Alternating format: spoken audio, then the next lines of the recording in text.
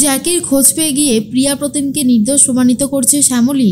সম্পূর্ণ জানতে ভিডিওটিতে একটি লাইক করে প্রথম থেকেই দেখতে থাকো। গল্পের শুরুতেই দেখা যায় শ্যামলী তো আত্রেই সেজে চলে গেছে জ্যাকিদের বাড়িতে, সেখানে গিয়ে রান্নাবান্না করতে থাকি। কিন্তু যখনই কথা বলছিল হেডফোনে অনিকেতের সাথে, তখন দেখে নিয়েছে বনমালী। বনমালী দেখে নিয়ে অর্ধেন্দুবাবুকে বলে দেয় যে যেই মেয়েটা রান্না করতে এসেছে তার ব্যাপার স্যাপার খুব একটা ভালো লাগলো না, সে যেন ফোনে মনে হচ্ছে কারোর সাথে কথা বলছে। অর্ধেন্দুবাবু বলে ঠিক আছে, ব্যাপারটা আমি সামলাচ্ছি। এর মধ্যে আত্রেই তো আলু পোস্ত রান্না করে ফেলেছে। তখনই চলে এসেছে মাম্পি আর বলে কই দেখি দেখি কেমন আলু পোস্ত বানিয়েছ, খেতে নিশ্চয়ই অনেক টেস্ট হবে। এই বলেই একটু টেস্ট করতে থাকি আর বলে বাহ সত্যিই তো খুব সুন্দর হয়েছে, দারুণ হয়েছে দারুণ, বাকি রান্নাগুলোও ঝটপট সেরে নাও, এটা আবার আমার বাপুকে পাঠাতে হবে। এর মধ্যেই শ্যামলী বলতে থাকে স্যার আমি এদিকটা সামলে নিচ্ছি। অন্যদিকে কারুর একটা আসার শব্দ পায় শ্যামলী, আর তখনই শ্যামলী নিজের কানের এয়ারপডসগুলো খুলে রেখে দেয় চাউমিনের ভেতর, যাতে কেউ সন্দেহই করতে না পারে। অর্ধেন্দুবাবু এসে বলে কার সাথে কথা বলছো? কি হলো আত্রেই, চুপ করে আছো কেন, বলো কার সাথে কথা বলছো? আত্রেই তখন বলে আমি আবার কার সাথে কথা বলবো স্যার, আপনার কোথাও একটা ভুল হচ্ছে। অর্ধেন্দুবাবু বলে বনমালী নিজে দেখেছে আর তুমি বলছো ভুল হচ্ছে, আমার তো মনে হয় না কোথাও ভুল হচ্ছে। আত্রেই মনে মনে বলে যেটা ভাবছিলাম সেটাই হয়েছে, ওই লোকটা গিয়েই বলে দিয়েছে। এরপরে অর্ধেন্দুবাবু বলে এই যাও তো যাও, তোমরা তো মেয়ে আছো, ওর কানেরটা দেখো তো কানের মধ্যে কি গোজা আছে। তখনই দেখা যায় সেই কাজের মেয়েটা চলে এসেছে আর এসে চুল সরিয়ে দেখে আর সেখানে ফাঁকা, কিছুই নেই। কিছু থাকবেই বা কি করে, কারণ শ্যামলী তো আগে থেকেই ওগুলো সরিয়ে রেখেছিল। এর মধ্যে অর্ধেন্দুবাবু বলে তাহলে তোমার ফোনটা কোথায়, ফোনটা একটু দেখবো। এরপরেই শ্যামলী তখন বলে স্যার এসব আপনি কি বলছেন বলুন তো, একবার ফোন চাইছেন একবার আমার কানের দেখা হচ্ছে, কেন কিসের জন্য? আমি এখানে কাজ করতে এসেছি বলে কি যা খুশি তাই করবেন নাকি? না না, এটা তো ঠিক হচ্ছে না। আমি বললাম তো আমার কানে কিছু ছিল না, আপনারা শুনলেন না আমার কথা। আমার এটা একটু স্বভাব আছে একা একা বকবক করা, তাই বলে কি আমি কারোর সাথে ফোনে কথা বলছি? এইসব ভাবেন কি করে আপনারা, কোথাও একটা ভুল হচ্ছে আপনাদের। তখনই অর্ধেন্দুবাবু বলে এই শোনো, আমি না এত বছর ধরে পুলিশে রয়েছি তো, আমি অপরাধীদের দেখলে কিছুটা হলেও বুঝতে পারি। ফোনটা দাও, ফোনটা আমার কাছে থাকবে আর রান্না করার সময় ফোন ইউজ করবে না, বুঝেছো? অন্যদিকে অনিকেত শ্যামলীর কোনো খবর না পেয়ে চিন্তা করতে থাকে। আর রোহিণী তখন বলে কি রে দাদা ভাই, কি হয়েছে, শ্যামলী ফোন ধরছে না?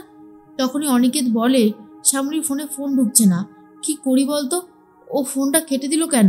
রোহিণী বলে আমার মনে হয় কেউ হয়তো আসছিল, সেই ভয়ে হয়তো ফোনটা কেটে দিয়েছে, বা অন্য কোনো বিপদ হলো না তো? অনিকেত বলে এটাই তো আমি ভয় পাচ্ছিলাম, আমার সত্যি খুব ভয় লাগছে, কোনো বড়সড় বিপদে পড়লো না তো শ্যামলী? অর্ধেন্দু লোকটাকে আমার খুব একটা সুবিধের বলে মনে হয় না, না জানি আবার কি গন্ডগোল করবে। এদিকে শ্যামলী মনে মনে ভাবে স্যার তো আমাকে না পেয়ে ফোন করবে, কি হবে এখন? বলতে বলতে অনিকেত ফোনটা করেছে, ফোন ধরেছে অর্ধেন্দুবাবু আর বলে কি বলছেন?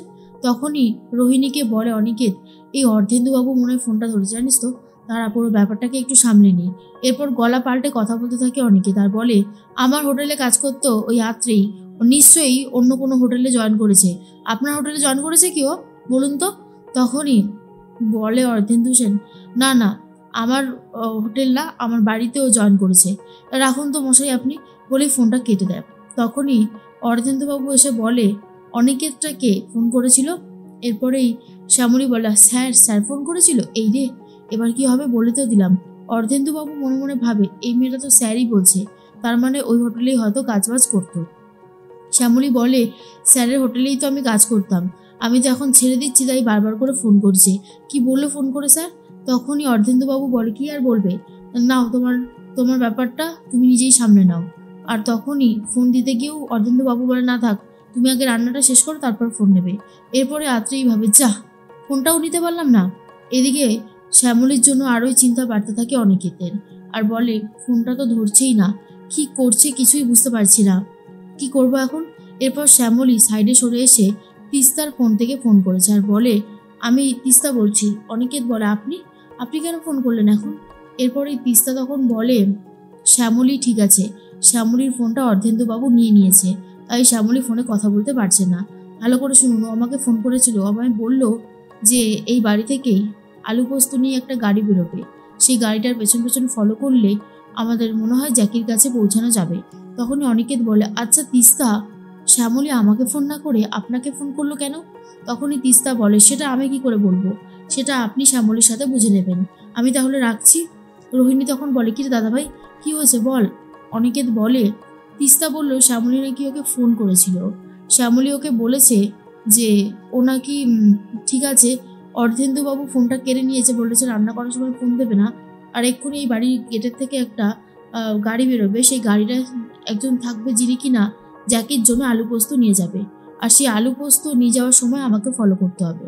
রোহিণী তখন বলে, তাহলে তো সবটা বোঝাই গেল, নে তুই গাড়িতে আগে উঠে পড়।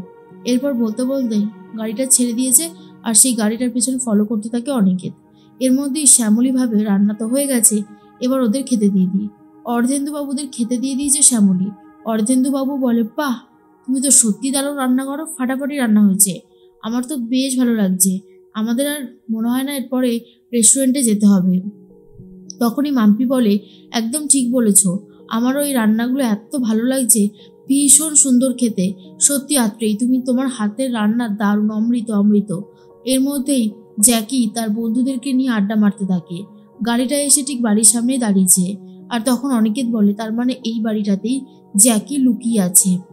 আস্তে আস্তে ফলো করতে থাকে অনিকেত, আর এর মধ্যেই সেই ড্রাইভার তো পৌঁছে গেছে, গিয়ে আলু পোস্তটা জ্যাকির হাতে দিয়ে দেয়, আর বলে, তোমার মা এটাকে খেয়ে নিতে বলেছে। তখন জ্যাকি বলে, ঠিক আছে আপনি যান। এরপর দরজা আর দেয় না, দরজাটা খোলাই রয়েছে, কিন্তু পেছন ঘুরে বসে রয়েছে জ্যাকি। এর মধ্যেই শ্যামলী ভাবে, যেভাবে হোক আমাকে এখান থেকে বেরোতে হবে। শ্যামলী বলে, আমি তাহলে আসি স্যার। তখন স্যার বলে, কাল সকাল 9টা, এর বেশি লেট কিন্তু করো না, তোমার হাতের রান্নার জাদু আছে, ভালো মন্দ যা পারবে রান্না করে আমাদেরকে খাওয়াবে, আর একবার যদি রান্না খাইয়ে খুশি করে দিতে পারো তাহলে টিপসও পাবে, বুঝেছো? শ্যামলী বলে, হ্যাঁ স্যার বুঝেছি। মনে মনে বলতে থাকে, ইস, শেষ পর্যন্ত নাকি আমি এদের বাড়ির কাছে নেবো, তাহলেই হয়েছে, আমি তাহলে আসি স্যার। অর্ধেন্দুবাবু বলে, ঠিক আছে এসো। এরপর রাত্রেই শ্যামলী বেরিয়ে গিয়ে কি করবে বুঝতে পারে না, আর এদিকে জ্যাকির ভিডিওটাও ভালোভাবে করতে পারছে না অনেকে, আর মনে মনে ভাবে, ইস, পেছন ফিরে রয়েছে, সামনে ফিরে থাকলে অনেক আগেই কেসটা সলভ হয়ে যেত। এর মধ্যেই শ্যামলী ভাবে, অনেকক্ষণ তো হলো, স্যারের কোনো খোঁজখবরও পাচ্ছি না, স্যার কি করেছে না করেছে আমাকে জানতে হবে, তার জন্য স্যারকে ফোন করাটা খুবই দরকার। এদিকে অনেকে চেষ্টা করে যাচ্ছে যাতে কিছুটা ভিডিও আর ফটো রাখা যেতে পারে, কিন্তু সেটা সম্ভব হচ্ছে না। এর মধ্যেই শ্যামলী ফোন করে দিয়েছে অনিকেতকে। অনিকেতের ফোনটা ভাইব্রেশন করা ছিল, আর যখনই আওয়াজ হয় তখনই সবাই মিলে পেছনে তাকায়, আর বলে, কই কেউ নেই তো, তাহলে আওয়াজটা কিসের হলো? শ্যামলী মনে মনে বলে, স্যার ফোনটা কেটে দিল কেন, তাহলে কি কোনো বিপদ হয়েছে? ওই জ্যাকি যদি আমার পরিবারের কারোর কোনো ক্ষতি করার চেষ্টা করে, আমি ওদেরকে ছেড়ে কথা বলবো না, ওরা উচিত শিক্ষা পাবে। আর এদিকে প্রিয়া দিদি, প্রতিম দাদাও বিনা দোষে যে শাস্তি পেয়েছে সেটা কিছুটা হলেও মুখ্য হবে ওর শাস্তি হলে।